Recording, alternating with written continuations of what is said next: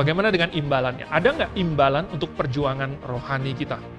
Tadi kita sudah baca di Matius pasal 19, ayat 27-nya. Sengaja tidak saya sampai turun baca sampai ke bawah, karena Tuhan habis itu ada bilang apa nih, yang pasal 19 ya.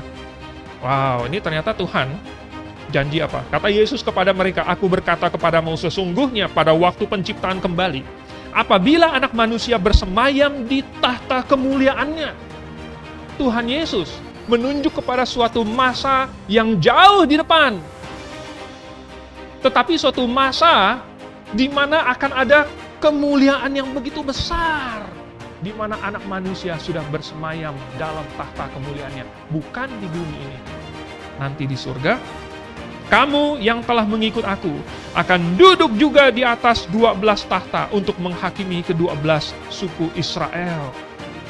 Tapi Tuhan, kita sekarang udah bukan jadi rasul lagi, kita nggak akan duduk di tahta mana lagi, gitu ya.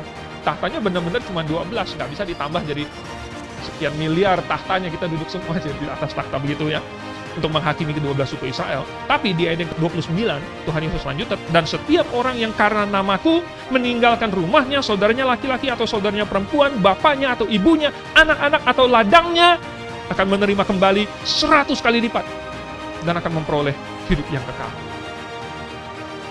Lalu yang di Matius pasal 5, katanya apa? Berbahagialah. Dari ayat yang ketiga sampai ayat yang ke-12. Berbahagialah, berbahagialah, berbahagialah. Saudara, apakah tujuan dari hidup ini? Kalau bukan untuk berbahagia. Apalah yang paling nikmat? Apalah yang paling dicari orang? Dan apalah yang paling mahal kalau bukan kebahagiaan?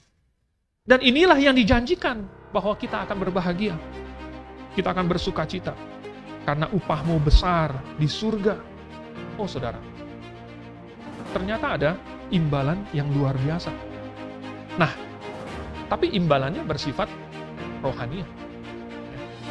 Imbalannya bersifat rohani.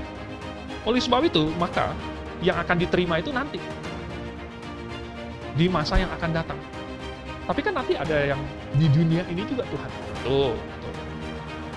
Tapi bukan itu bagian, bukan itu janji utamanya. Janji utamanya adalah hidup yang kekal.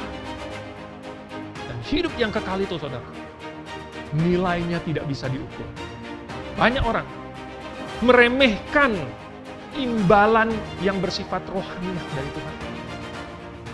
Tetapi ini survei sudah membuktikan, dari pengalaman kita mengajarkan bahwa nanti kalau kita sudah tua, seorang anak yang mengasihi Tuhan, anak yang setia kepada Tuhan, itu nilainya tidak bisa dibayar.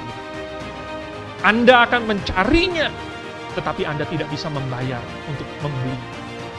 Anda akan merindukannya, tetapi Anda tidak bisa memaksakannya. Anda akan berdoa, berlutut, menangis, tapi Anda takut bahwa waktunya sudah terlambat. Ini pengalaman. Hendaklah yang bertelinga mendengar. Karena ternyata apa yang dilakukan seseorang pada waktu dia masih muda akan mempengaruhi anaknya, dan kemudian anaknya itu akan tumbuh dewasa. Jadi jikalau seseorang, orang tua, yang cuma seseorang, kedua orang tua, mereka membuat pengorbanan, mereka membuat keputusan bahwa kami akan melayani Tuhan seperti yang Yosua katakan, tetapi aku dan seisi rumahku, kami akan beribadah kepada Tuhan. Apakah akan ada pengorbanan? Ya. Tadi kan kita sudah lihat resikonya.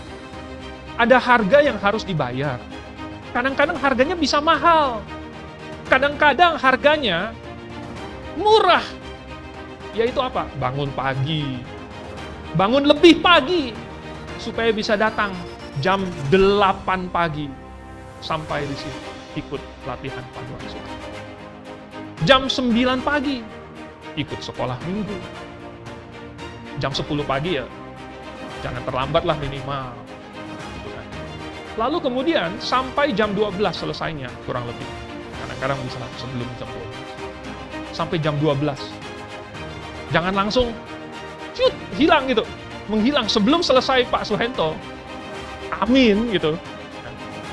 Belum sempat amin, baru mari kita tundukkan kepala. Lalu sudah langsung kasak kusuk, kemudian pintu itu kebuka, itu semua. Kalian dengar nggak? Karena kadang-kadang saya putar-mutar itu, saya bisa melihat, oh, belum amin nih, baru Bapa kami yang di surga. Sudah terbang dia. Entah ada apa urusan yang sangat penting. Oke lah kalau urusannya sangat penting, saudara, saya juga paham. Kadang-kadang saya sebagai dokter juga tahu ada urusan sangat penting gitu kan. Kalau tidak segera orang bisa mati. Mungkin ada urusan yang sangat penting.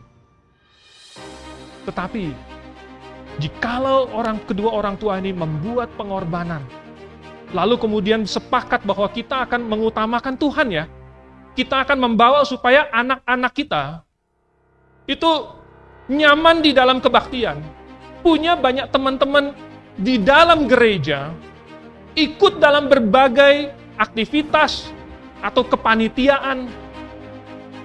Kalau kedua orang tua ini membuat keputusan ini, memang ada pengorbanan. Tapi itu resiko.